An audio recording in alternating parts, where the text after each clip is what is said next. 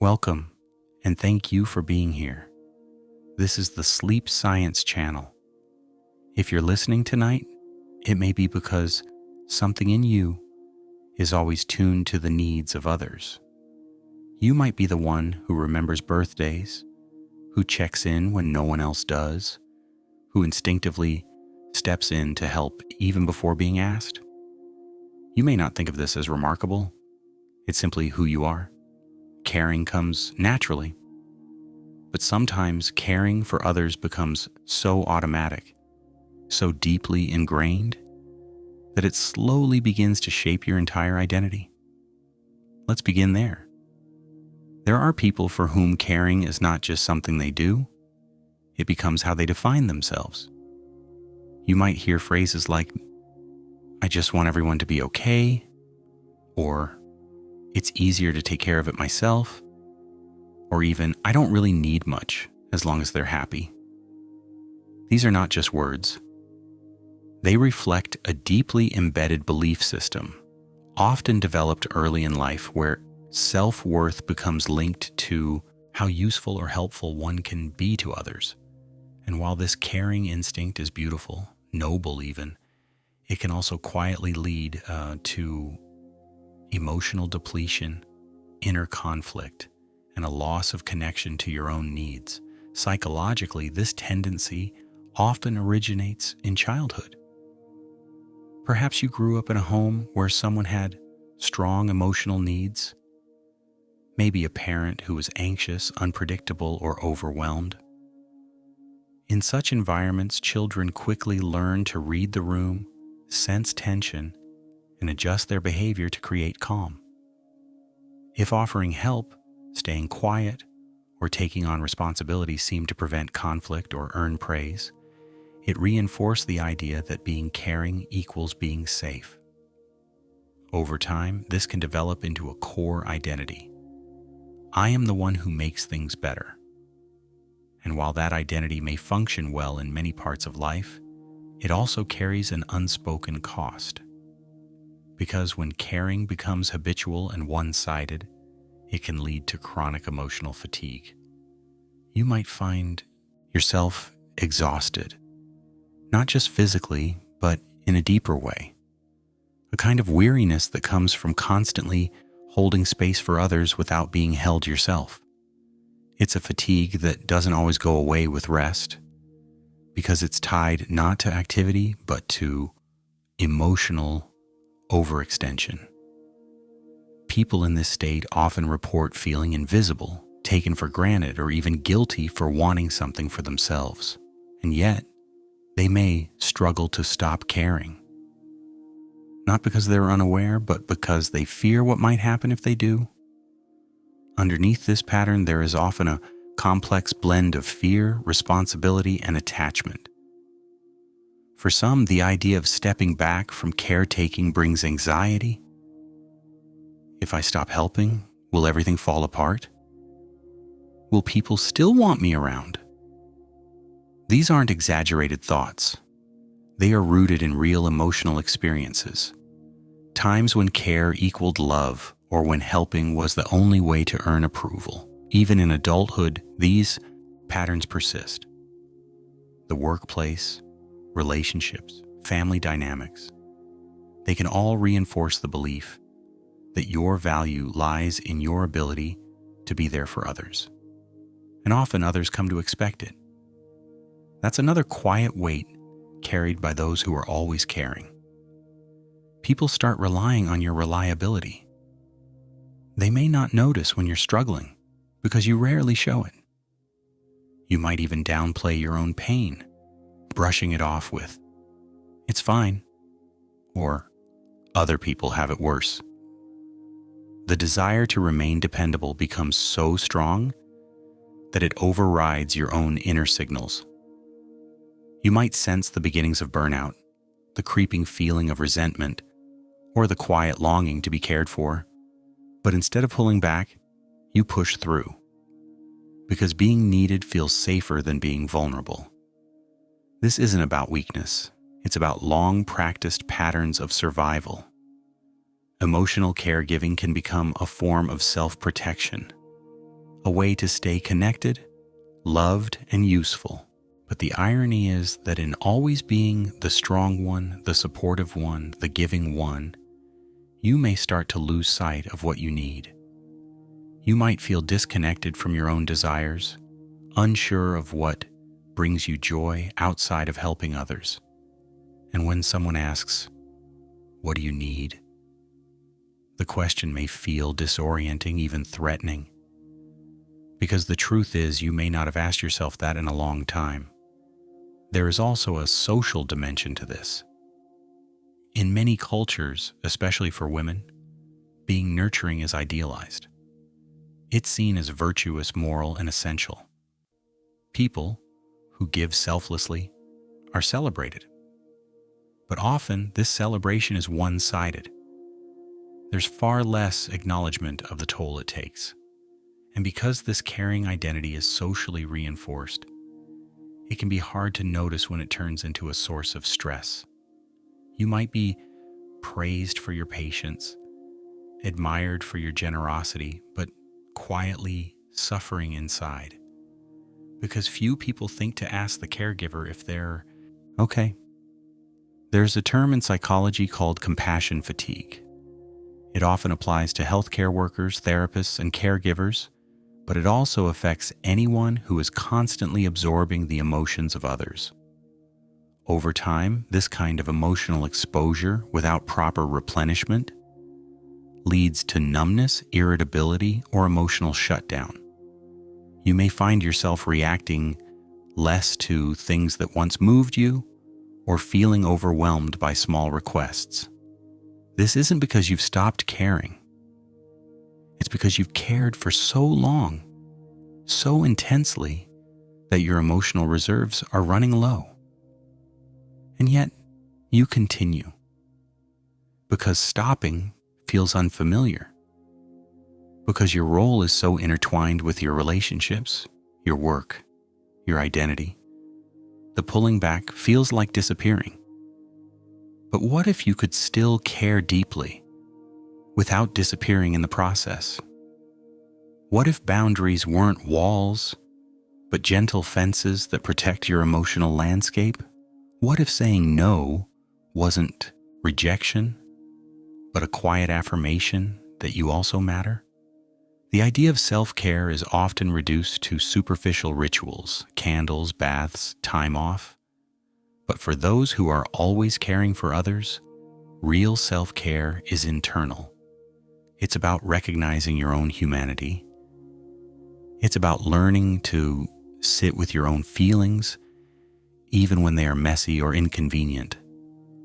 It's about unlearning the idea that your worth is measured only by how much you give.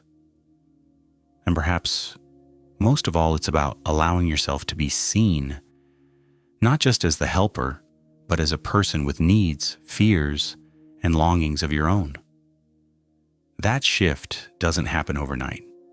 It begins in small moments when you notice your own exhaustion and choose to rest instead of powering through. When you pause before saying yes and ask yourself if it's coming from love or obligation. When you allow someone else to care for you, even if just a little. These moments may feel unfamiliar at first, but they are essential steps toward reclaiming your sense of self. Because at the heart of this pattern is often a quiet hope.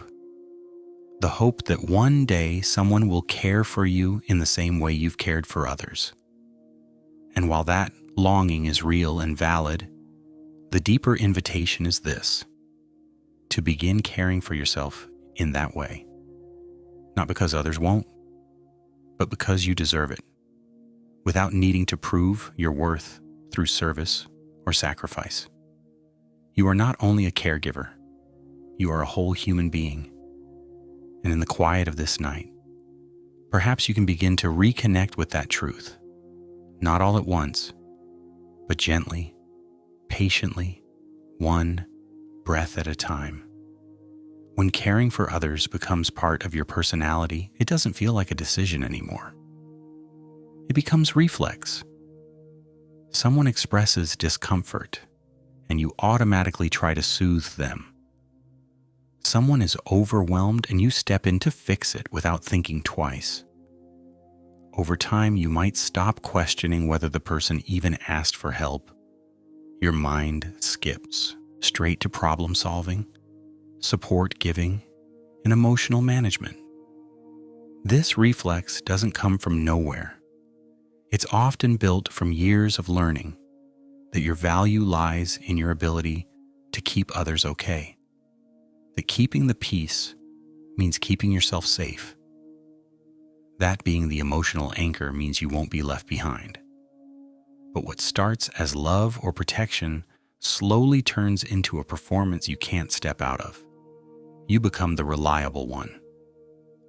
The friend everyone turns to, the sibling who always calls, the employee who picks up the slack. And that identity sticks, even if you're tired, even if you're in crisis, even if you have no more to give. Many people don't realize how deeply this can impact a person's self-concept. Because when your identity is built on caring for others, pulling back can feel like failure. It can trigger guilt, shame, or a fear of abandonment. And not just hypothetically, real shifts in your relationships might occur when you stop giving as much. People may get irritated, confused, or even resentful when you start setting boundaries, especially if they've grown used to your constant presence and support. In that way, always caring for others can feel like a trap. If you continue, you suffer quietly. If you stop, you risk losing connection. That tension is what keeps many people locked into over-functioning roles. They take on more than they should, suppress their own feelings, and develop silent narratives like, "It's just easier if I do it," or "I can't let them down." But underneath those thoughts is a deeper truth. The fear that if you stop being the caretaker, you won't be seen or loved in the same way. This is especially complex in close relationships. In families, for example, you might be the one everyone leans on, the emotional go-between, the one who remembers appointments, solves conflicts, and checks in when someone's distant. That role becomes part of your position in the family system, and even when it becomes overwhelming, changing it can feel impossible, because the emotional architecture of the group depends on you staying in place. That pressure can be subtle but powerful. You may find yourself playing peacemaker even in adulthood, defaulting to roles that no longer serve you but still feel non-negotiable. In romantic relationships, a similar pattern often emerges. You may become the emotional manager in the relationship, the one who tracks feelings, anticipates needs, soothes tension, and sacrifices first. This might feel loving, even noble, but over time, it can also create imbalance. You may find yourself dating people who expect to be taken care of, or who struggle with emotional reciprocity. In those dynamics, your caretaking becomes the glue holding the relationship together. And when you finally need support yourself, you may find it lacking. Not because you're not deserving, but because the relationship was never designed to hold you. It was built around what you give, not who you are. Work environments can follow the same logic. If you're the person who always says yes, stays late, or picks up the pieces after others drop them, you're likely appreciated, but also likely taken advantage of. You may be described as a team player or a rock, but rarely protected from burnout. Colleagues and managers alike may come to rely on your over-functioning without realizing it's unsustainable. And if you ever try to step back, you may be met with confusion or subtle pushback because your boundaries disrupt the comfort others have come to expect from you. All of this leads to a central paradox. People who always care for others often feel most alone. They are surrounded by relationships, yet privately feel that their own needs are invisible. They're constantly giving, but rarely receiving in equal measure. And even when help is offered, they may struggle to accept it. Why? Because for many, accepting help means letting go of control. It means allowing someone to see you, not as the strong one, but as someone who also feels lost, tired, or unsure. And if your self-worth is built on being needed, this kind of vulnerability can feel threatening. There's also the internal dialogue that can get in the way. If you've always been the caretaker, thoughts like, I'm being selfish, or they need me more than I need rest, or other people have it worse, tend to surface whenever you try to prioritize yourself. These beliefs are rarely questioned, but they shape behavior in powerful ways. Over time, they reinforce a system where your own needs are perpetually delayed, minimized, or ignored. You start living in a state of emotional deferral, always putting yourself second, always planning to rest after this one thing, always waiting for a break that never really comes. Eventually, the consequences of this lifestyle show up: chronic stress, resentment, emotional numbness, a sense of identity loss. You might wake up one day and realize you're unsure what you even enjoy anymore. That your goals, your desires, your dreams have faded into the background of other people's lives. You may even wonder, if I'm not the one helping, then who am I? This moment can be both terrifying and freeing, because it's where awareness begins. You realize that your capacity to care is not the problem. It's beautiful, rare, and meaningful, but it needs to be balanced with self-awareness, boundaries, and mutual support. Otherwise, it becomes a performance, a mask that hides your true self under layers of exhaustion and unspoken need. Changing this pattern doesn't mean becoming cold, detached, or self-absorbed. It means recognizing that real care includes you, that your feelings, your time, your energy matter. It means acknowledging the discomfort that may come with setting boundaries and choosing to do it anyway. It means sitting with the guilt, the fear, the awkwardness, and still taking steps toward a more balanced life. You can still be kind without saying yes to everything. You can still support others without fixing everything for them. You can still love deeply without losing yourself in the process. That's the shift. And it's not dramatic or loud. Often it begins in quiet, almost invisible ways. Declining a request without justifying it. Letting someone else figure something out without rushing in. Allowing yourself to rest, even if someone else is still struggling. These small acts are not betrayals, they are corrections. They are signals to yourself and others that your care is no longer a one-way transaction. It is mutual, thoughtful, and rooted in respect for both yourself and the people around you. The truth is, the people who truly value you will respect these shifts. They may need time to adjust, but those who care about you will adapt. Those who don't, those who relied on your self-abandonment may resist. And while that may hurt, it also brings clarity. It reveals which relationships were built on genuine connection and which were built on what you could provide. That clarity is painful, but also freeing. Because for perhaps the first time, you begin to glimpse who you are without the caretaker role. And that self, the one beneath the giving, beneath the roles, beneath the constant effort, is worthy of attention, love, and care. Not because of what you do for others, but simply because you exist. And that is the most important shift of all. There's another layer that often goes unnoticed: how this pattern of overcaring affects your perception of control. When you're used to managing situations, smoothing things over, or making sure everyone else is okay, it can create the illusion that you're in control of outcomes. You start to believe that if you just try hard enough, if you say the right thing or give enough of yourself, you can prevent disappointment, conflict, or abandonment. And while this belief can be comforting, it's also deeply stressful because it puts the weight of everyone's well-being on your shoulders.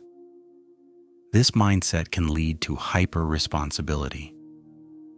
You might find yourself apologizing for things that aren't your fault, stepping in to fix things that others caused, or feeling anxious when someone else is upset, even when it has nothing to do with you.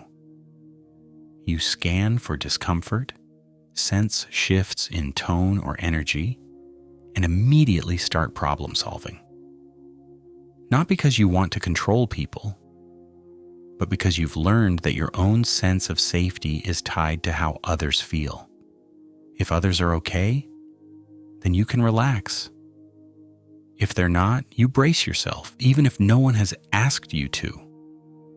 Over time, this takes a toll on your nervous system. You may feel constantly alert, emotionally attuned, and ready to intervene. You might struggle to truly relax, even in your own home, because your internal radar is always scanning for the next emotional need. This chronic state of vigilance can lead to anxiety, sleep disturbances, digestive issues, and a general sense of emotional depletion. And yet, because the caretaking is so deeply ingrained, you might not recognize this stress as something abnormal. It just feels like life. People in this role often develop a high tolerance for emotional discomfort. You might listen to hours of someone else venting without blinking. You might absorb other people's emotions like a sponge, even when you're struggling yourself. And you rarely, if ever, expect the same in return. Part of you might believe that others can't handle your pain, or that sharing it would make you a burden. So you smile, you reassure, you deflect. And deep down, you might wonder, if I stopped being useful, would anyone stick around? This fear is often hidden even from yourself. It may not show up as a conscious thought. It's more of a feeling, a silent rule you follow. Something like, be helpful or be forgotten. Be strong or be rejected. Don't ask for too much. These rules aren't written down, but they shape how you relate to others, and they often come from early experiences, moments when you felt more secure, more loved, or more protected after being helpful. Especially if those experiences were repeated, they become the emotional blueprint you live by, long into adulthood.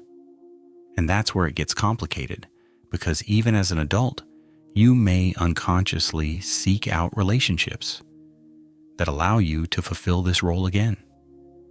You may find yourself surrounded by people who need you more than they support you, who admire your strength but rarely ask about your struggles, who lean heavily on your stability but disappear when you falter. These relationships might feel familiar, but they are not equal. They are recreations of dynamics you once survived. And surviving is not the same as thriving. At some point, the realization dawns. This isn't just about other people. It's about what you believe you're allowed to receive. It's about the parts of you that feel undeserving of care unless you've earned it. It's about the discomfort that rises when someone asks how you're doing and you don't have a prepared answer. Because being cared for still feels foreign, vulnerable, unsafe. And yet, this is where healing begins. It begins when you notice how hard it is to receive, how you deflect compliments, how you downplay your stress, how you change the subject when someone asks about your life. These aren't random behaviors, they're protective patterns. They develop to keep you safe in environments where your needs weren't consistently met, but they no longer serve you. And gently, over time, they can be unlearned. That process is rarely linear.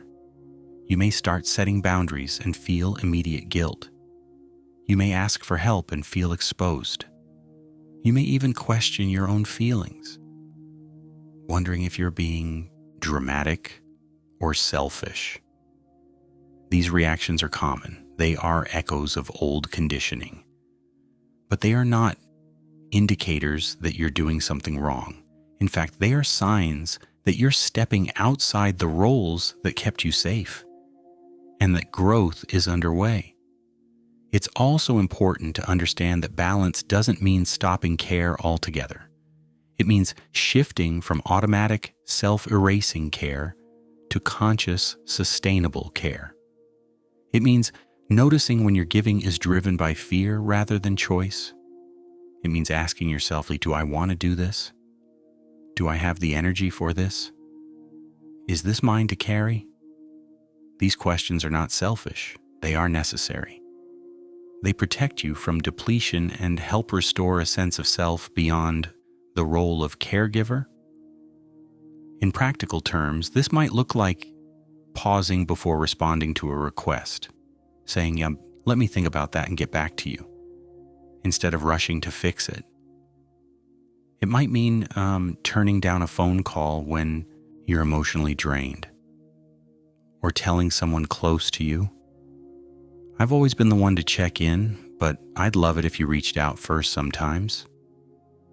These are small moments, but they carry huge emotional weight. They disrupt the cycle of automatic giving and introduce the possibility of mutual care. And sometimes caring for yourself means being okay with disappointing others. That's a hard truth. If you've spent your life being the reliable one, the responsible one, the selfless one, then disappointing someone, even a little, can feel like betrayal. But it's not. It's reality. You are human. You have limits. And people who truly care about you will understand. They may not celebrate your boundaries at first, but over time, those boundaries will create space for healthier, more reciprocal relationships. Another layer to explore is grief.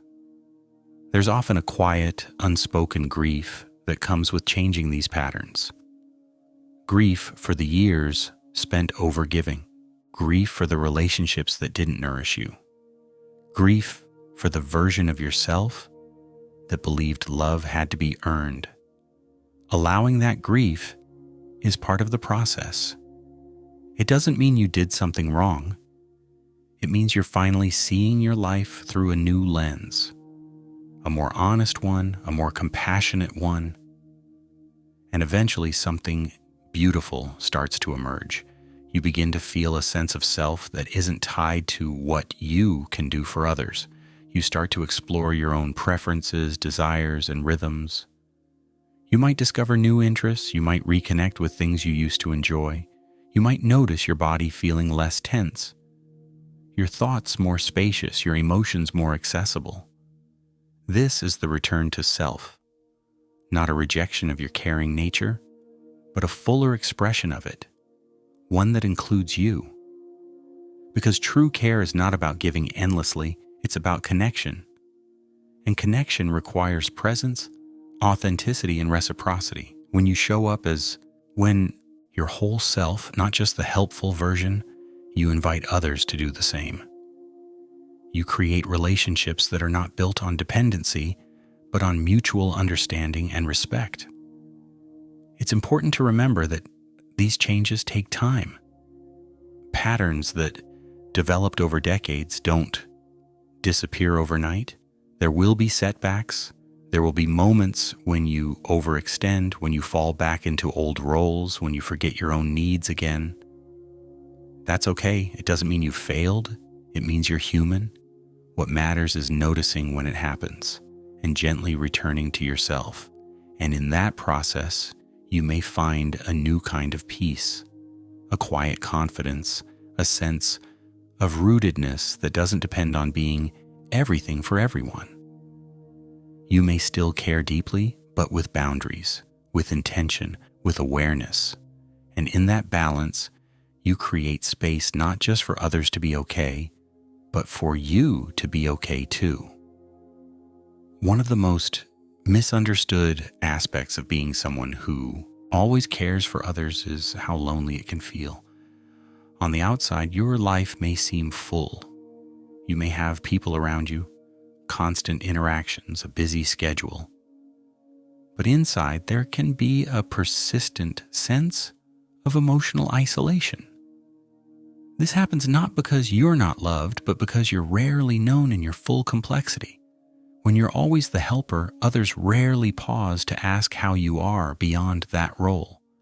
And over time, you may start to believe that the deeper parts of you, the tired parts, the messy parts, the vulnerable parts, aren't welcome. You become skilled at compartmentalizing.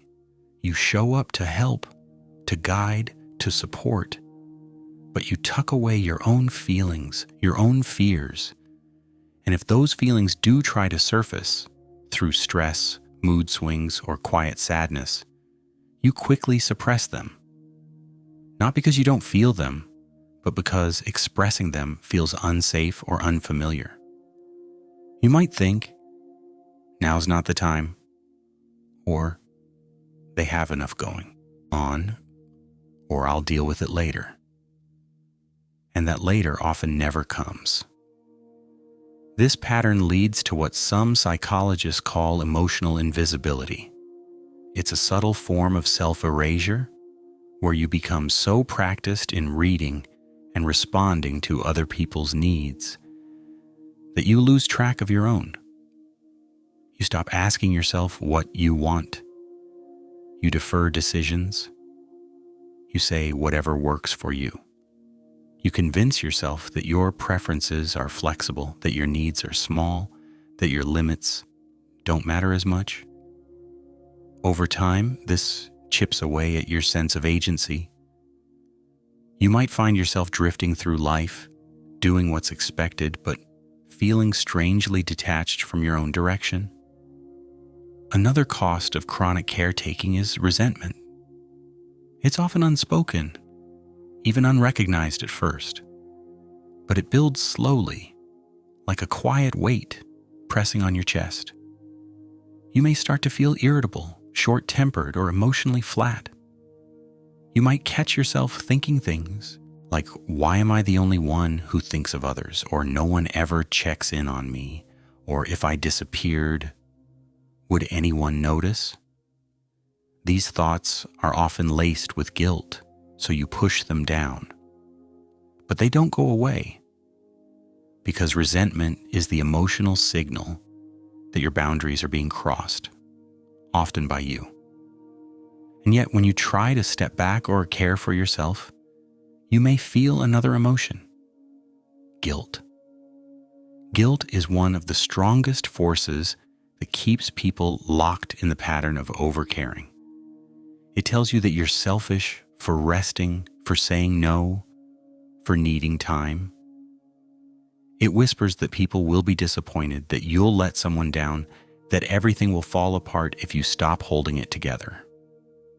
This guilt isn't irrational. It's based on lived experience. You've probably seen what happens when you don't step in. Things do fall apart. People do struggle. That's part of what makes change so difficult. The fear that if you let go, someone else will suffer. But the deeper truth is this: constantly preventing others from feeling discomfort isn't care, it's control. And it often comes from fear. Fear of being unneeded, fear of being forgotten, fear of being rejected when you're no longer convenient. These fears are valid, but they're not proof that you should continue self-sacrificing. They are indicators that your sense of safety is tied to overfunctioning, and that healing means learning to feel safe without overextending. One of the most profound shifts you can make is learning to separate care from control. Real care involves trust. Trusting that others can handle their emotions, that they can grow through discomfort, that you are not responsible for every outcome in their life.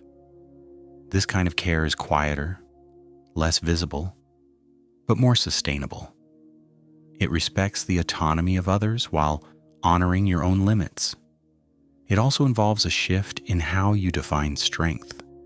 Many people raised in emotionally unpredictable environments develop the belief that strength means suppressing emotion, staying calm, being the fixer.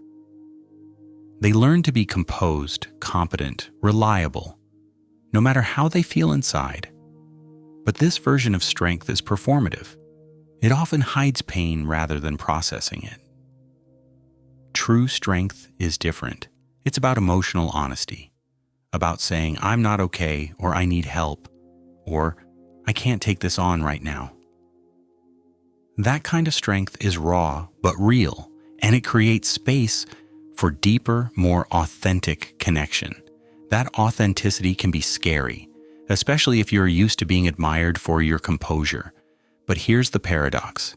People feel closest to you not when you're perfect, but when you're real. When you allow others to see your struggles, your fears, your human limits, they don't pull away. They move closer. Not everyone, of course. Some people are only comfortable with the version of you that serves their needs. But the people who truly care, they'll welcome your humanity, not just your help. This brings us to another important point. Not every relationship will survive your growth. Some people are invested in your overgiving, consciously or not. They're used to your yes, your emotional labor, your silence. When you change, they may react with confusion, anger, or guilt tripping. They might say you've changed, that you're selfish now, that you don't care like you used to. And hearing that can hurt, especially when it comes from people you love. But it's also information. It tells you who was connected to you and who was connected to your role. Letting go of those dynamics is painful but necessary. It creates space for new kinds of relationships, ones built on mutual respect, shared responsibility, and emotional reciprocity. These relationships might start slowly. They may feel awkward at first, but they're rooted in truth, not performance. And over time, they provide something you may not have experienced much before, the feeling of being supported without having to earn it. This kind of connection requires something else too, knowing yourself beyond the caretaker identity. That's often the hardest part. If you've spent your life tuned to others, you may not know what brings you joy, what kind of rest actually replenishes you, or what you want your days to look like. Rediscovering that can feel strange. You might feel guilty for taking up space, for choosing your own priorities, for doing something just because it feels good. But that's the work. Reconnecting with your own humanity, with your own preferences, with your own life. Sometimes that starts with very small things, ordering the meal you actually want instead of what's convenient. Listening to music that moves you, not just what others enjoy. Saying, "Actually, I'd rather stay home tonight." Taking a walk without your phone. Journaling your own thoughts instead of texting someone to ask about theirs. These little acts of self-reference add up. They help you remember that your inner world is just as valid as anyone else's. And with time, you begin to reclaim a deeper truth. Your worth is not conditional. You don't have to earn care by giving it first. You don't have to prove your value through sacrifice. You don't need to hold everyone else together to be loved. You are already enough, even in rest, even in silence, even in the absence of effort. This shift doesn't make you less caring. It makes you more whole. It allows your care to come from fullness, not fear, from choice, not compulsion, from love, not obligation. And that kind of care is powerful. It's the kind of care that transforms not just others, but yourself. One of the most overlooked aspects of chronic caregiving is how it shapes your sense of time and urgency. When you're constantly focused on what others need, your own time begins to feel less valuable.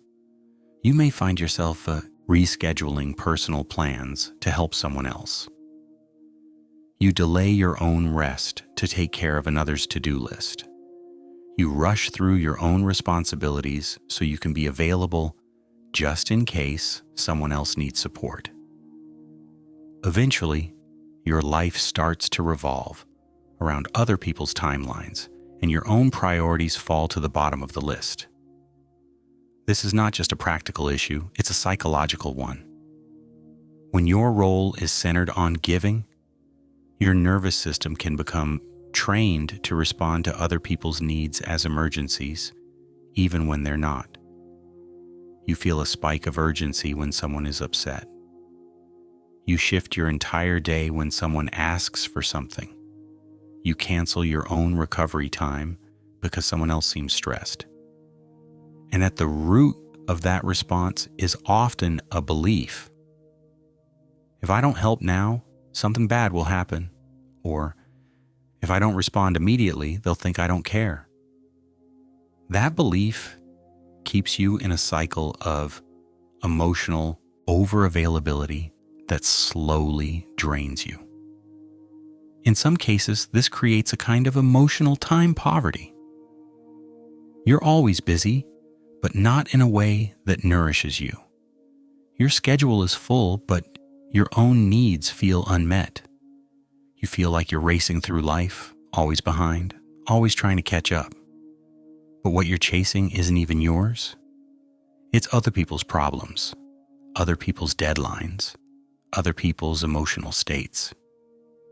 You become like an emotional first responder, always on call, always reacting, rarely resting. And eventually you may notice something else. Resentment doesn't just show up in feelings. It shows up in the body, in the tension in your shoulders, the tightness in your chest, the headaches, the fatigue, the irritability you can't quite explain. These are all signs that your body is holding what your mind has tried to suppress. The emotional cost of always being available doesn't just affect your mood. It affects your health. But even when you notice the impact, change can feel risky. That's because for many chronic givers, their sense of identity has fused with their usefulness. They're not just helpful people. They're needed people. And being needed feels like safety. It feels like relevance. It feels like purpose.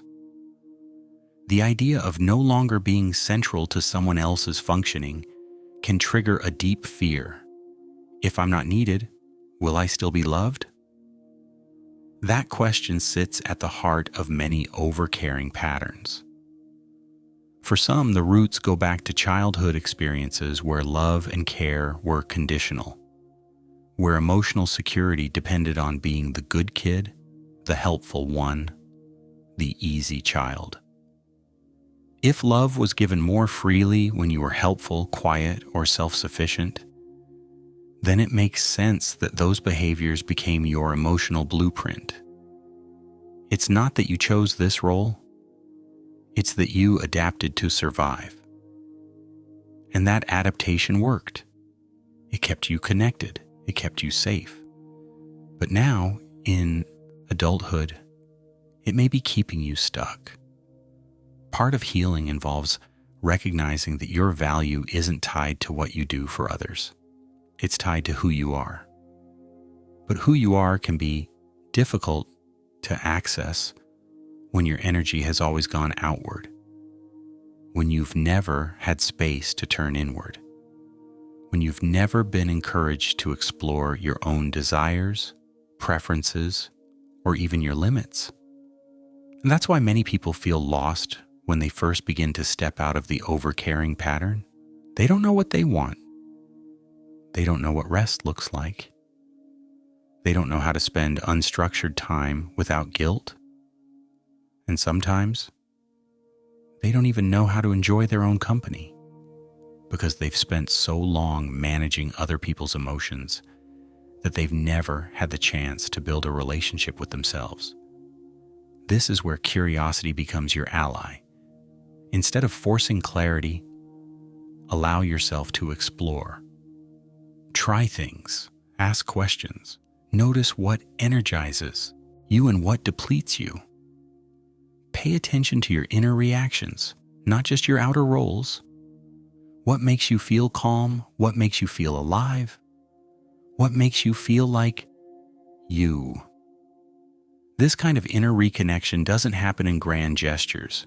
It happens in everyday moments. Choosing not to respond immediately to a message. Taking an hour just for yourself. Saying no without a long explanation. Letting someone else solve their own problem, even if you could step in. These are small acts, but they have powerful effects. They shift the center of your attention back to your own life.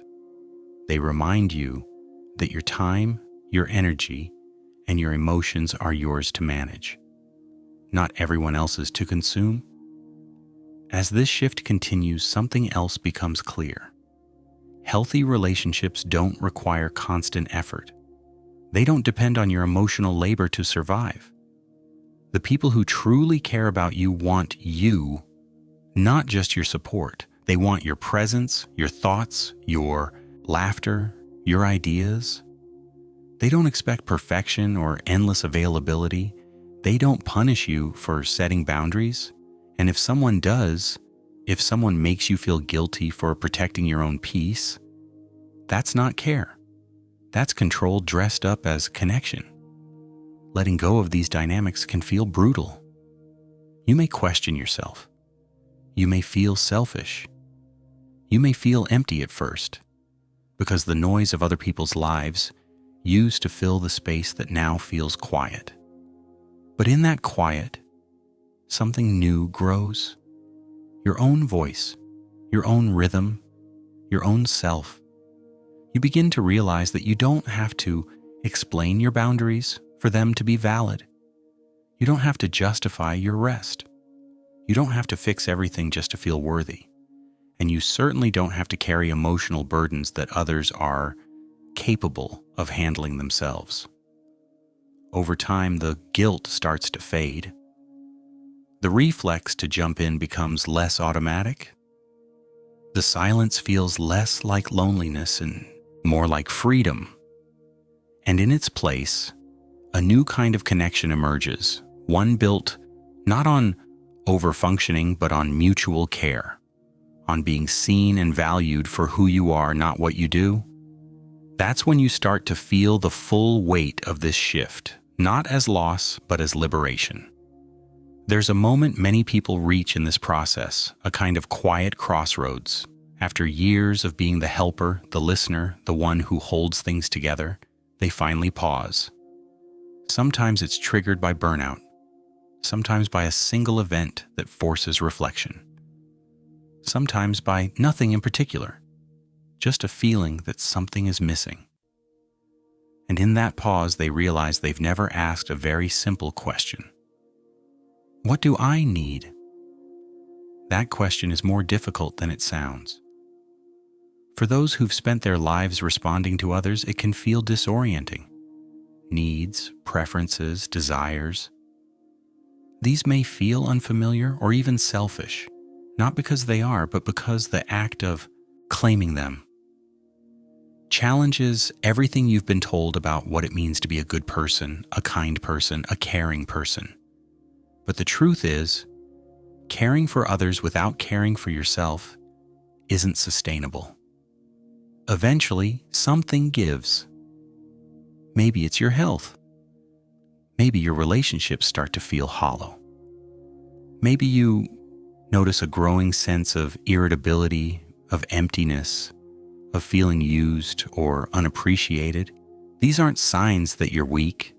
They're signs that you're human, that your emotional system needs balance, that you were never meant to be a never-ending source of support without replenishment. Many people in this space try to solve the discomfort by doing more. They double down on giving. They push through their fatigue. They say yes again, hoping it will feel different this time, but it doesn't. Because the solution isn't more giving. It's more honesty. It's the willingness to admit that something isn't working. That the old strategies, overextending, avoiding conflict, minimizing your own needs, aren't bringing the connection or fulfillment you hoped they would. This realization can be painful. It might mean looking at relationships through a new lens, noticing where you're doing all the emotional labor, seeing who checks in on you, realizing how much of your sense of worth has been built on being needed, and underneath that, confronting a deeper fear. If I stop giving, will I still be loved? That fear is powerful. It can keep you stuck in patterns that feel familiar, even as they quietly erode your well-being. But facing it opens the door to something better. Not more appreciation from others, but more truth within yourself. Because the most meaningful relationships aren't built on unspoken sacrifice. They're built on presence, on mutual recognition, on the courage to say, I matter too.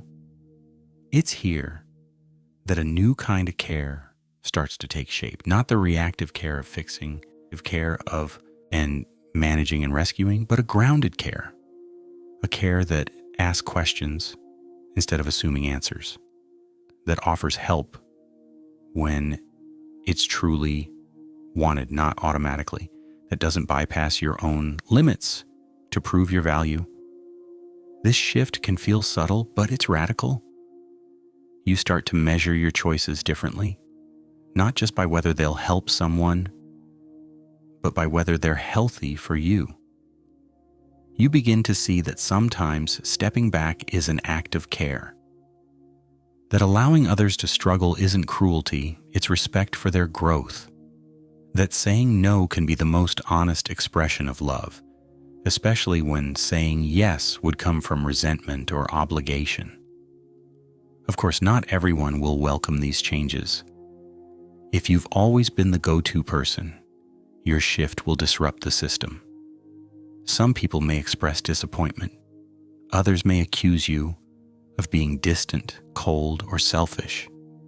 This is a test, and it's not easy, because part of you may still want to return to the familiar, to rescue the moment, to smooth over the discomfort. But the deeper part of you, the one learning to trust itself, knows better. And with time, something beautiful happens. Your relationships evolve. The ones that were built on your overfunctioning may fall away. It's painful, yes, but it clears space. And into that space come new connections. People who don't need you to prove your worth, who enjoy your presence without demanding your energy, who don't see your boundaries as rejection but as clarity. These relationships feel different, lighter, safer, more reciprocal, and slowly your nervous system begins to relax. The hypervigilance fades, the need to manage everything softens. You begin to trust that you can simply exist without needing to constantly do. This is where self-care takes on a new meaning. It's no longer a reward for burnout. It becomes integrated into your daily life. Not extravagant rituals, but simple, consistent respect for your own energy. Sleeping when you're tired. Saying no without guilt. Asking for help when needed. Taking breaks before the breakdown. Choosing quiet. choosing space, choosing truth, and perhaps most importantly, choosing yourself. Not in a dramatic, self-centered way, but in a steady, grounded way. A way that honors the life you've lived and the life you're now choosing to build. A life where care is still a part of you, but not the only part. Where giving is no longer compulsive, but intentional. Where connection flows both ways. In that life, love still exists, but it's not earned through exhaustion. It's experienced through presence, through being known, not just needed, through being valued, not just used, through being accepted, not just admired for how much you give. And that kind of life is possible. It begins the moment you pause and ask, what do I need? And then listen honestly to the answer. Something else begins to shift once you start living from a place of self-inclusion instead of self-abandonment. You no longer feel responsible for everyone's reactions. You stop carrying guilt that was never yours to begin with. And slowly, the emotional noise that used to dominate your mind starts to quiet. That doesn't mean you stop caring. It means you care with boundaries. It means you give without erasing yourself in the process. You also begin to see dynamics more clearly. Patterns that once felt normal start to reveal themselves as unhealthy. You notice when conversations are one-sided. You recognize when someone is taking without giving.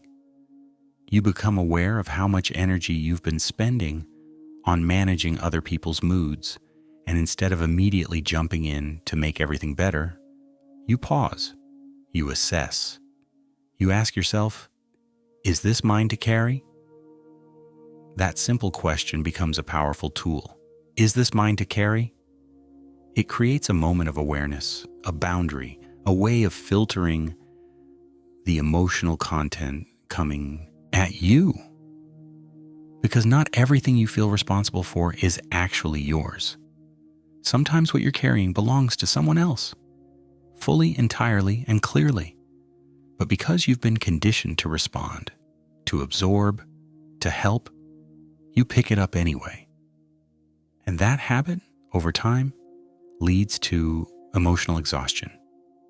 Learning to stop carrying what's not yours is an act of maturity. It's not indifference. It's not selfishness. It's discernment. And it frees you to show up in healthier ways, both for others and for yourself. You also start to become more comfortable with discomfort, not only your own, but other people's too. You no longer rush to fill silences, to fix awkwardness, or to make everything feel okay. You start to understand that discomfort isn't dangerous. It's often where growth begins. When someone you love is struggling, you don't immediately jump in with solutions. You sit with them. You witness. You offer presence instead of performance.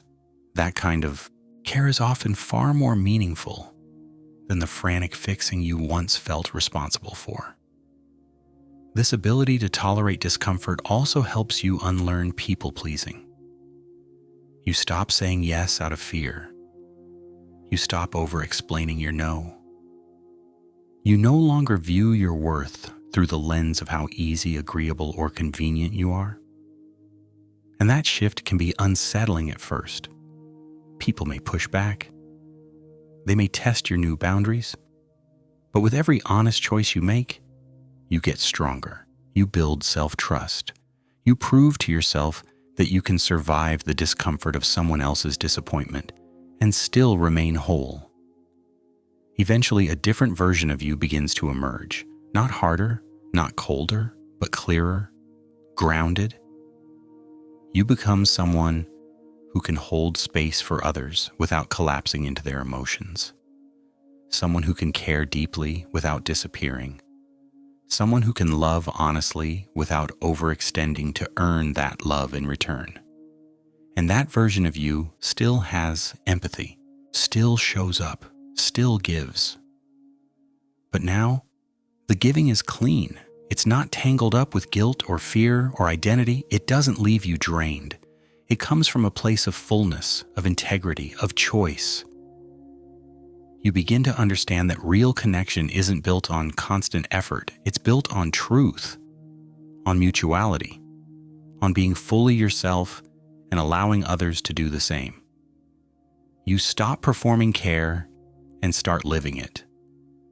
Not as a role you're trapped in, but as a value you embody with freedom and flexibility. You no longer mistake over-functioning for love. You no longer conflate exhaustion with worth. You no longer believe that being everything to everyone is the path to belonging. Instead, you find peace in balance. You allow yourself to be, to receive, to rest, to want things, to say no, to protect your energy not just when it's gone, but whilst it's still intact. And through all of that, you slowly start to feel like yourself again. Not the version others needed you to be, but the version that was always there, quietly waiting to be acknowledged. There's a difficult truth many people have to confront on this journey. Not everyone will understand the new version of you. When you begin to change, when you stop overextending, when you start setting boundaries, when you prioritize your own needs, some people will resist. They may accuse you of being selfish. They may say you've changed. And in many ways, they're right. You have changed. You've started honoring yourself in ways you never used to.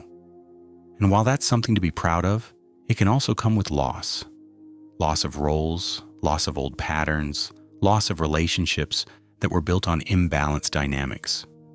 Sometimes that loss is obvious, a breakup, a friendship that fades, a job you leave. Other times it's more subtle, the slow realization that someone you were once close to isn't meeting you where you are anymore. These moments can be heartbreaking, but they're also clarifying. They show you what was conditional, what required your self-neglect to survive. As painful as it is, this clarity is necessary because it creates space for something you may not have experienced before. Relationships that don't depend on your constant giving. Relationships that don't need you to shrink, to suppress, to sacrifice in order to be accepted. These relationships may take time to find. You may have to sit in a period of quiet, of in-between, where you feel less connected than you're used to. But this space is not emptiness, it's preparation. It's where you relearn what it means to connect without losing yourself. During this time, you may also revisit your past through a new lens. You may realize that many of your most responsible or selfless behaviors were actually coping mechanisms. That your ability to read the room so well came from growing up in environments where unpredictability made hyper-awareness a necessity. That your desire to fix other people's emotions came from a time when no one was helping you manage your own. These insights can feel like grief, but they also provide liberation because they separate who you truly are from the patterns you had to adopt to survive. And in that space, you get to decide, what do I want to carry forward? What do I want to let go of? What kind of relationships do I want to build from here? These questions don't need immediate answers. They're meant to guide your awareness, not pressure your process. You don't have to redesign your life overnight. You don't have to become someone else. In fact, the goal is often the opposite. To come home to who you were before the world told you that being helpful was the only way to be loved. And part of that return involves learning to live without the constant emotional noise of other people's expectations. That silence can be unnerving at first. You may feel less important without someone to save. You feel uncertain without a problem to solve. But over time, that silence becomes fertile. It's where creativity returns, where intuition sharpens, where rest finally becomes restorative. You begin to build a relationship with yourself, not as a fixer, not as a caretaker, but as a full human being. And once you know yourself in that way, something shifts permanently. You stop tolerating what drains you. You stop explaining your boundaries to people committed to misunderstanding them. You stop chasing validation in places that require your suffering as proof of your worth. You learn to stand with yourself, not in rebellion, not in arrogance, but in calm alignment. This doesn't mean you never help others again. It means your help becomes cleaner, more conscious. You give from a place of choice, not compulsion. You help when it supports both you and them, not when it empties you. And in doing so, your care becomes more powerful, more real, more sustainable. The relationships you attract from this place feel different. They are rooted in mutuality. They don't rush you to give or punish you for pausing. They respect your time, your energy, and your emotional bandwidth. These are the connections where you feel truly seen, not just as someone useful, but as someone whole. And most importantly, you begin to see yourself that way too. Another important realization that often comes with this shift is the awareness of how much of your identity was shaped in reaction to others. When you're always focused on being the helpful one, the strong one, the calm one, your personality becomes a reflection of what others needed you to be. You adjust. You become adaptable. You learn how to avoid conflict, how to de-escalate tension, how to smooth things over before they erupt. And while these skills can make you feel competent, they also distance you from something crucial: your own authentic responses. Over time, that can leave you unsure of what's actually yours. Are your preferences real, or are they based on what keeps others comfortable? Do you really enjoy being that dependable, always-on person? Or have you just never been allowed not to be? This confusion runs deep. Many people who've lived their lives caring for others realize, in moments of stillness, that they don't fully know who they are when no one needs anything from them. That can feel terrifying, but also liberating. Because in that space, you're free to start exploring. Not to fix yourself, not to become someone new, but to uncover the version of you that existed before all the adaptation.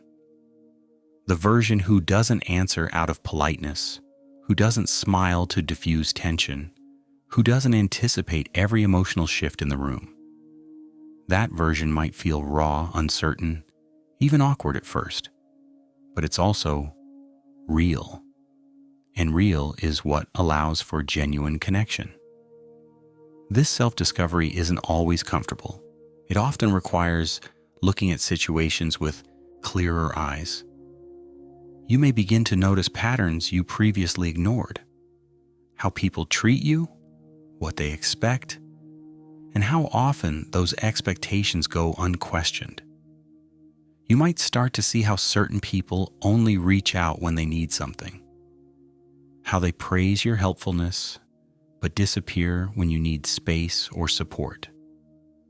These realizations can be painful, but they're necessary. Because you can't build healthy relationships without seeing the unhealthy ones for what they are. And as you set new boundaries, some people will resist, they'll push back, they'll test you, not necessarily because they're malicious, but because they were benefiting from a dynamic that required your self-sacrifice. When that dynamic changes, they lose something. And often their reaction isn't about your boundary, it's about their discomfort.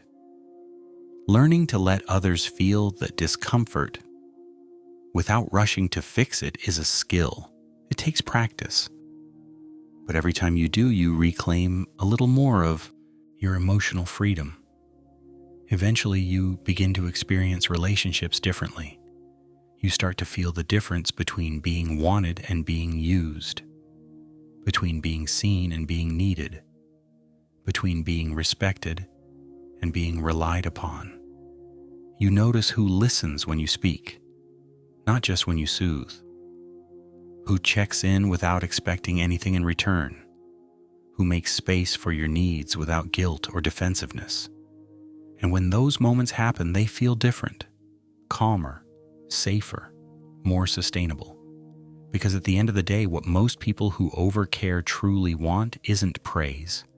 It's reciprocity, it's emotional safety. It's knowing that they can show up fully, not just as helpers, but as humans. Humans with limits, with needs, with bad days, with nothing to give sometimes. And to still be loved in that state. That's what heals the old wounds. But here's the deeper truth, that healing can begin even before those relationships exist. It begins when you offer yourself that same kind of love. When you stop waiting for permission to rest, when you stop asking whether your needs are valid, when you stop judging yourself for not being endlessly available. It begins when you say, I am allowed to be a full person, not just a role, not just a support system, not just the one who holds it all together. You don't have to be everything for everyone. You're allowed to just be. Sometimes the biggest shifts happen not in grand decisions, but in the smallest internal moments.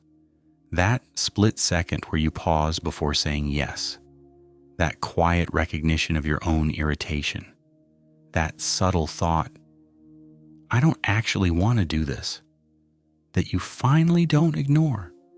These micro moments of self-awareness are where real change begins. Because for people who are used to caring for others before themselves, the habit is deeply unconscious. It happens automatically. So interrupting that reflex, even briefly, is powerful. And those interruptions, those build on each other. You begin to notice more. You catch yourself mid-pattern. You become a witness to your own behavior instead of just acting it out. And that witnessing gives you space. Space to choose differently. Space to ask, do I really need to take this on? Am I doing this because I want to? Or because I'm afraid of what will happen if I don't? That kind of questioning doesn't make you cold. It makes you conscious. Over time, your sense of agency starts to return. You begin to realize that not every emotional request is a command, that not every expectation is yours to fulfill, that you're not responsible for managing everyone else's reactions. And in that realization, you start to feel lighter. Not because life is easier, but because you're no longer carrying what was never yours to begin with. This is also the point where your standards for relationships start to shift. What used to feel acceptable, emotional imbalance, unreciprocated care, one-sided dynamics, now begins to feel draining in a way you can't ignore. You may still care for those people. You may even feel loyal to them. But your tolerance for self-erasure shrinks. You no longer feel proud of being the one who puts up with everything. You stop romanticizing your own endurance. Instead, you start to value ease, not laziness or detachment, but relationships that don't require you to earn your place. That don't demand constant maintenance, that don't collapse the moment you stop over-functioning. Relationships where your needs are part of the equation, not an afterthought, not a disruption, but a given. And sometimes you'll feel guilty for this shift. Old beliefs will rise. You're being difficult. You're abandoning people. You're making things about you. These thoughts don't disappear overnight. They're part of the conditioning you're undoing. But they lose power each time you make a new choice. Each time you honor your energy. Each time you say, I deserve to be included in my own life. This doesn't make you inflexible. In fact, it often makes you more present. Because now, when you do show up for others, it's real. It's not driven by guilt or fear or identity. It's a genuine offering of time, energy, or support, given freely with awareness of your own boundaries. That kind of care is felt differently. It's cleaner, healthier, more honest. You also start to feel more in touch with your own emotions, not just the reactive ones, but the quiet ones that used to get buried under responsibility. You begin to recognize when you're tired before you're exhausted, when you're overwhelmed before you're numb, when you're irritated before it becomes resentment. And with that recognition comes choice. You can pivot, you can pause, you can take care of yourself in real time, not just after a breakdown. That's the turning point, when your own internal state matters just as much as the emotions of others. When your peace is no longer negotiable, when your role in someone else's story is no longer more important than your role in your own. Another aspect that becomes clearer as you move through this transformation is how differently you begin to relate to conflict. In the past, conflict may have felt threatening, not necessarily because of what was said, but because of what it meant. Disagreement might have triggered anxiety, withdrawal, or an immediate urge to fix the situation because harmony wasn't just a preference, it was a form of emotional safety. So you smoothed over tension, you softened your voice, you chose silence over honesty even when it hurt. But now, as you reclaim your sense of self, you start to see conflict differently. You begin to realize that disagreement is not abandonment, that anger is not inherently unsafe, that saying how you feel, even when it causes discomfort, is not the same as harming someone. This is one of the most difficult, but most liberating lessons for those who have lived as chronic caregivers. Because the avoidance of conflict often stems from early environments where love and stability were conditional, where emotional connection depended on how agreeable or useful you were. So when you begin to allow for honest expression, things shift. You stop editing yourself in conversations. You speak up even when your voice shakes. You tolerate awkwardness instead of rushing to repair it. And slowly your nervous system adapts. What once felt dangerous, setting a boundary, saying no, holding someone accountable, starts to feel like alignment. This doesn't mean you seek out conflict.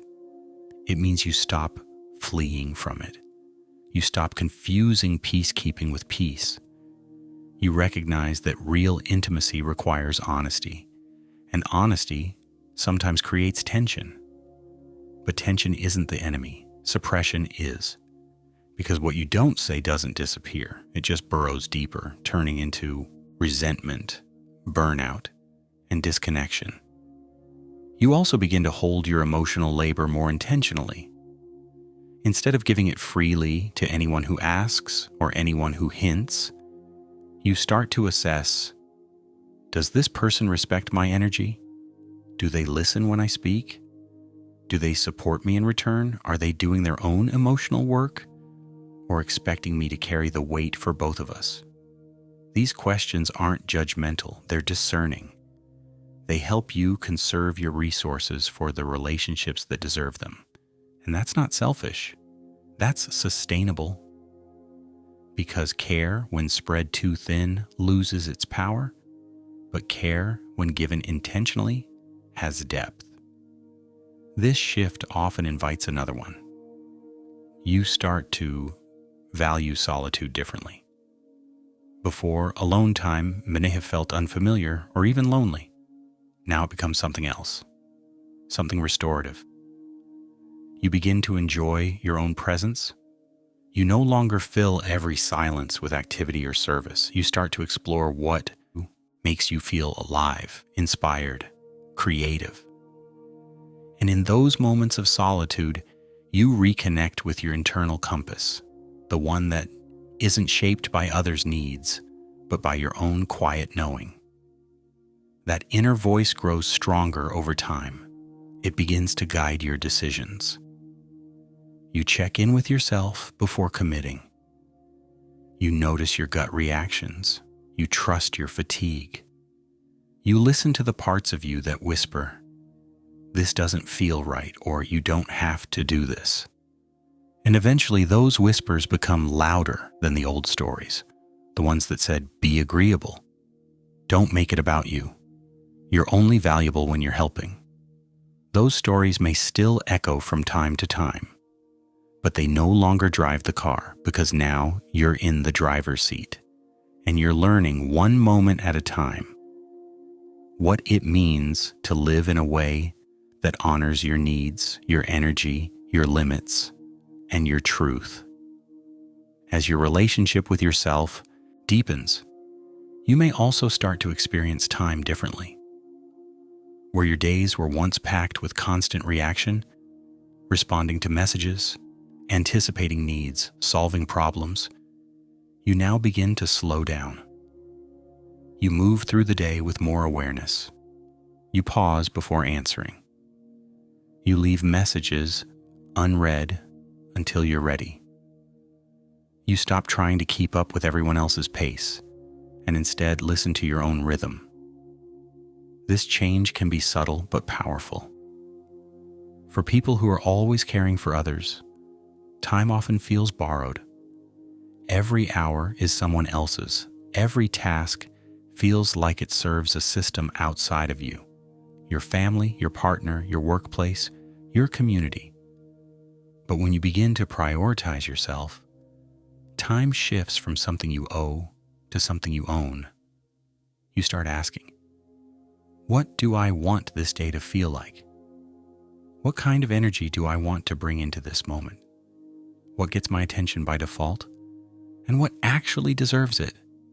This shift also affects how you view productivity. You begin to see that constant doing is not always meaningful, that being busy is not the same as being fulfilled, that sometimes the most productive thing you can do is rest or reflect or spend time on something that nourishes your spirit instead of your checklist.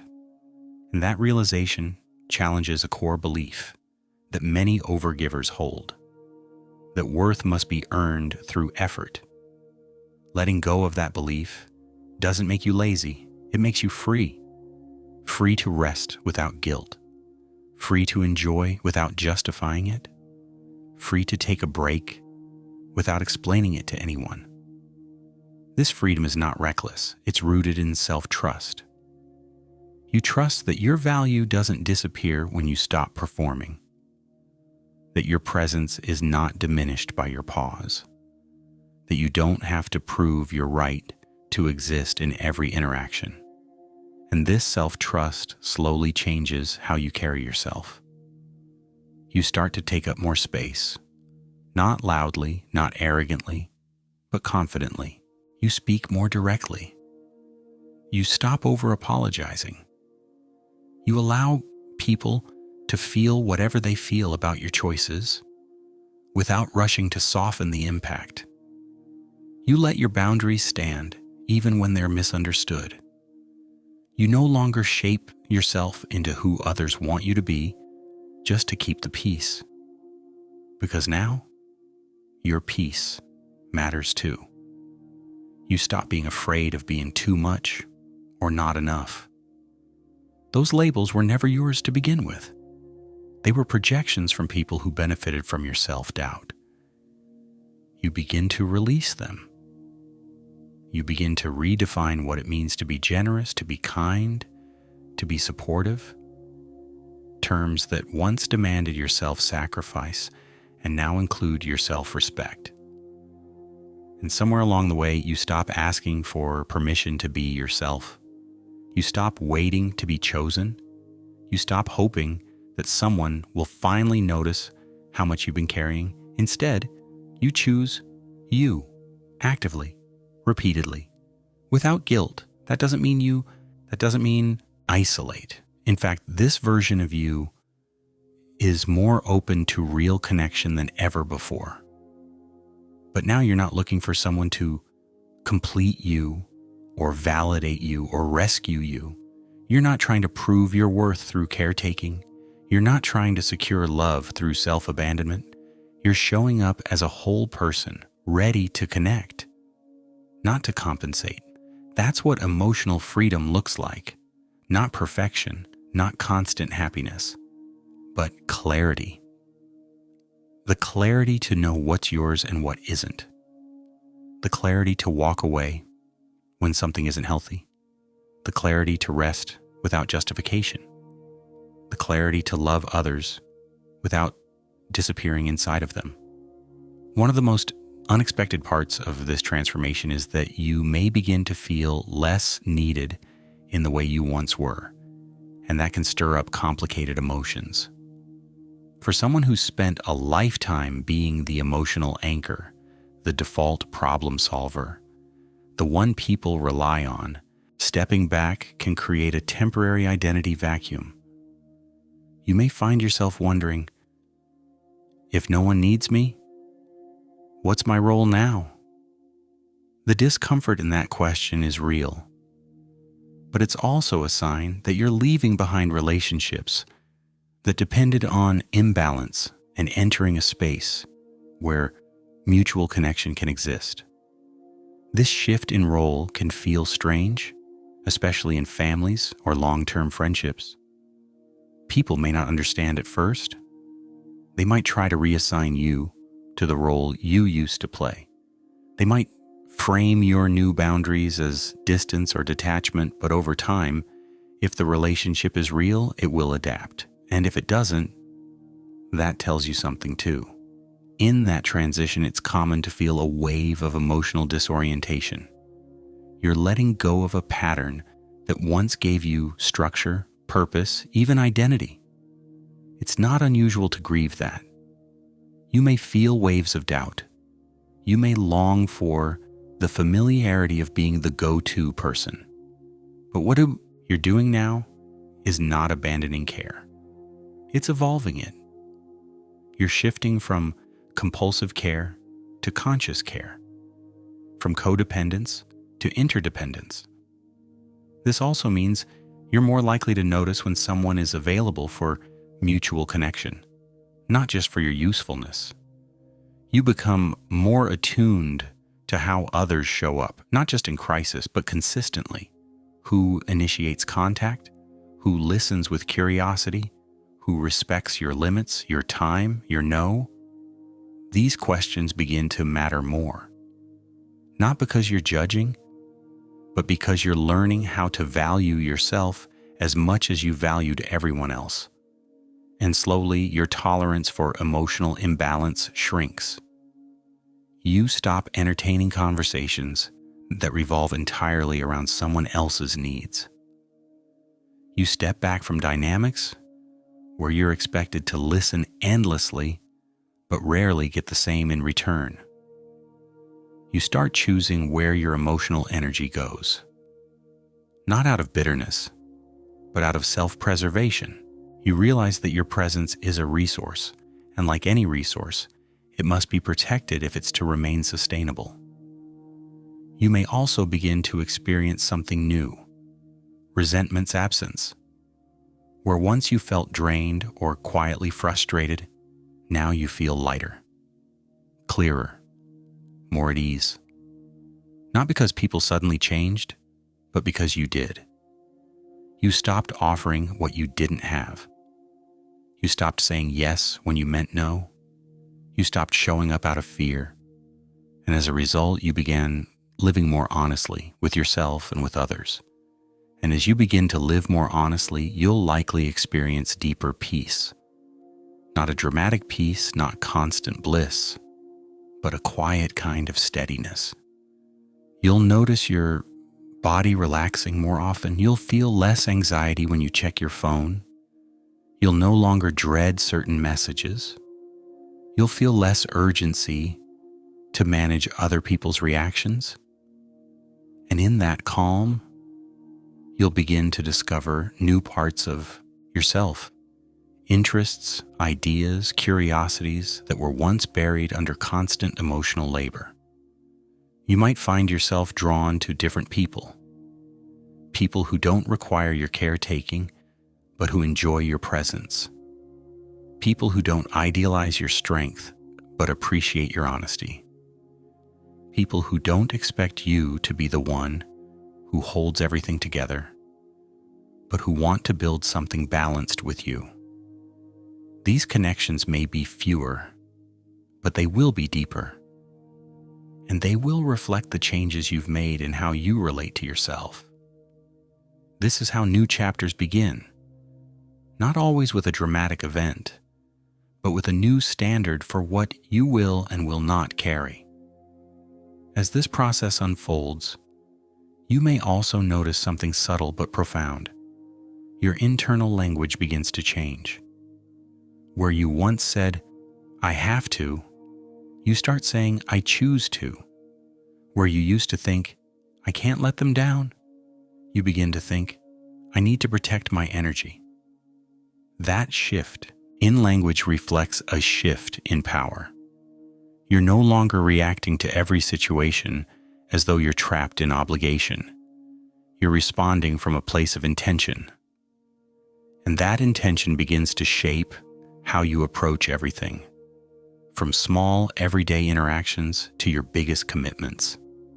You stop rushing into decisions just to avoid conflict.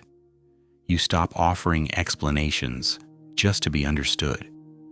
You learn that saying no doesn't require a story. It simply requires self-respect. And you begin to understand that being misunderstood, while uncomfortable, is not always a problem you need to solve. This also transforms how you manage expectations. In the past, you may have worked overtime, emotionally and practically, to live up to what others expected from you. You may have anticipated their needs before they even voiced them. You may have contorted yourself to avoid disappointing anyone. But now you begin to ask, are these expectations reasonable? Are they mutual? Or are they healthy?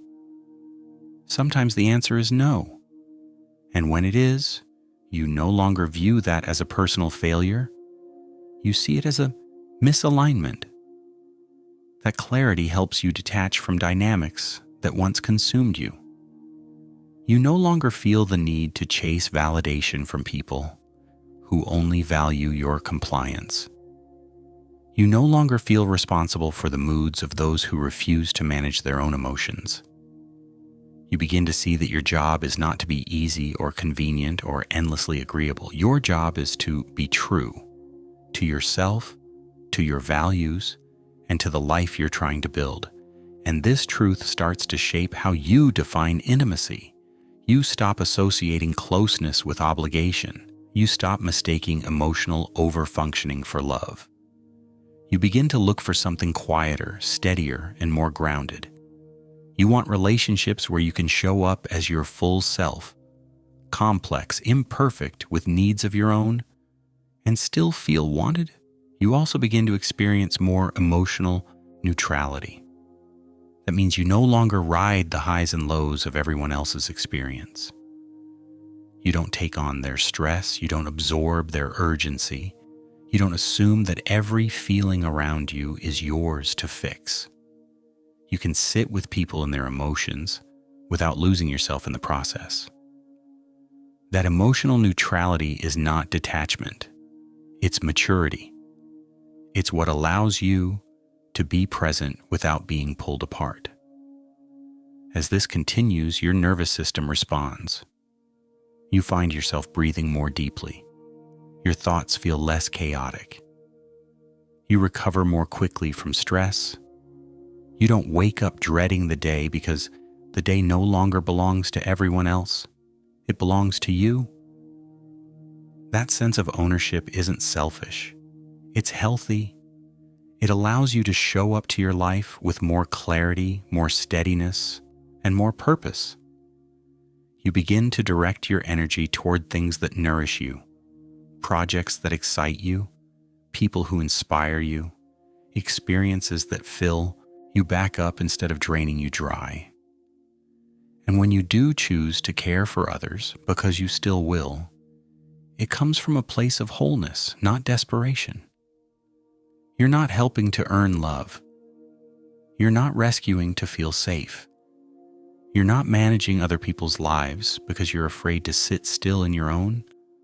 You're helping because you want to, because it's aligned, because it's a conscious extension of your values, not a condition for your worth.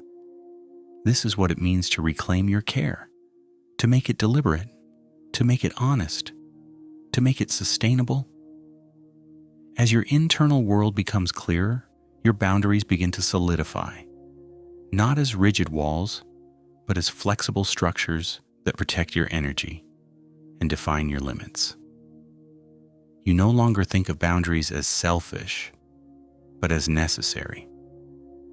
Not as a threat to connection, but as the very thing that makes healthy connection possible. And these boundaries begin to extend beyond your personal relationships. You start to notice how you interact with work, with your environment, even with the demands of your own inner critic. You become more attuned to when you're pushing yourself out of fear rather than moving from genuine desire.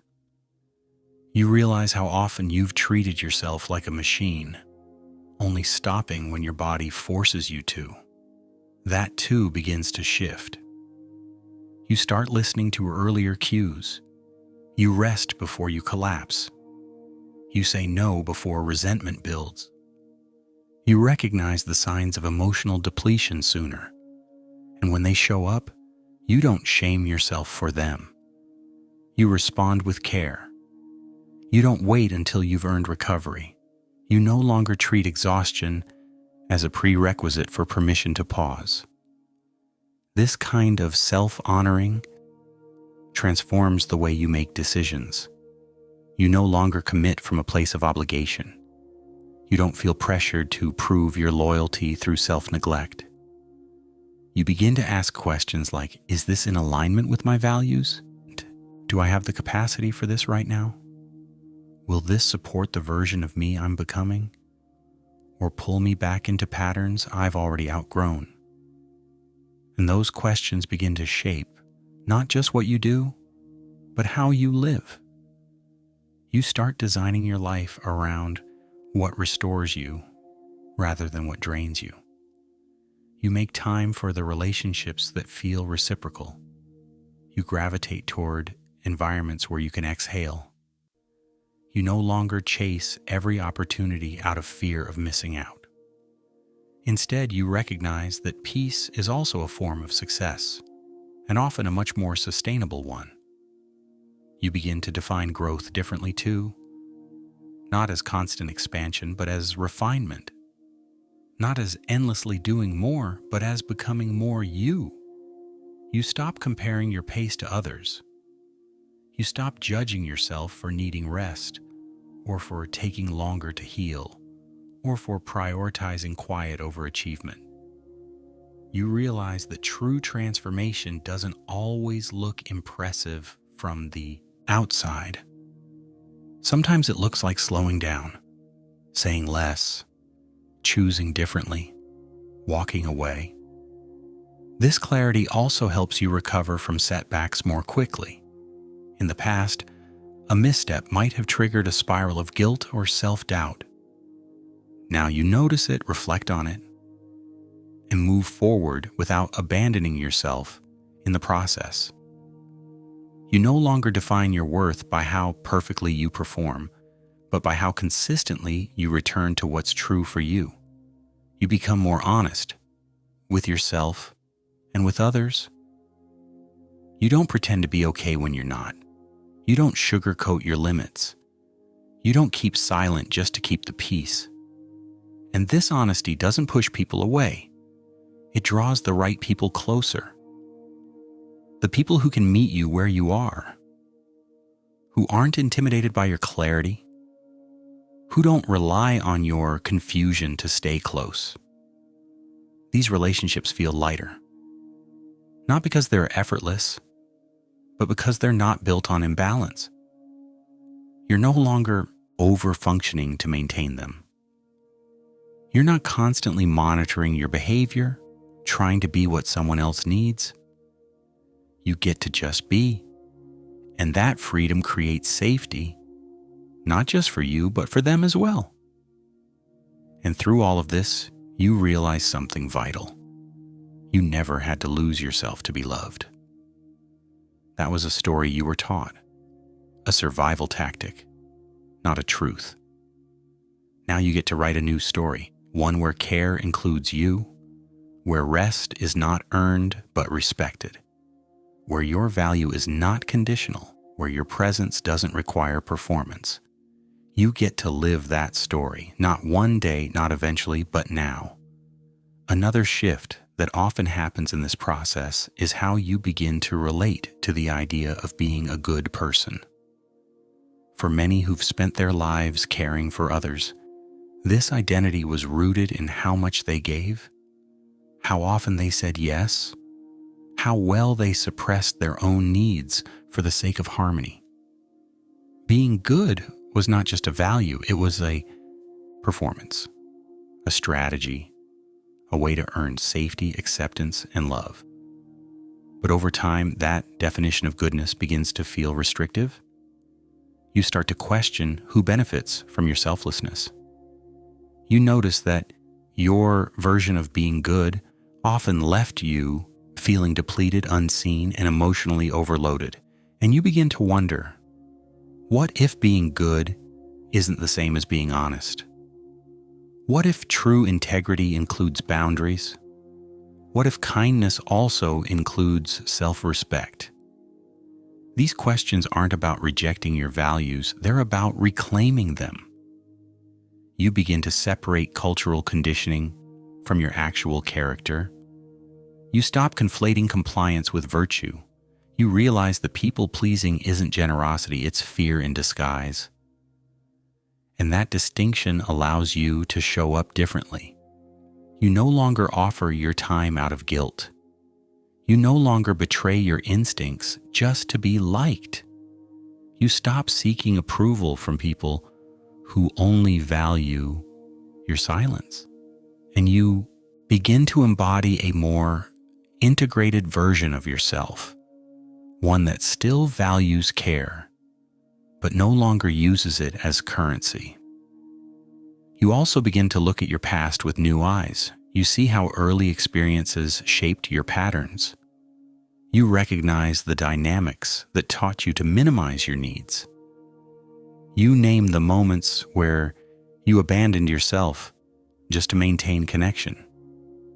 And while this recognition can be painful, it's also healing because it lets you separate who you truly are from the roles you had to play. That separation is key.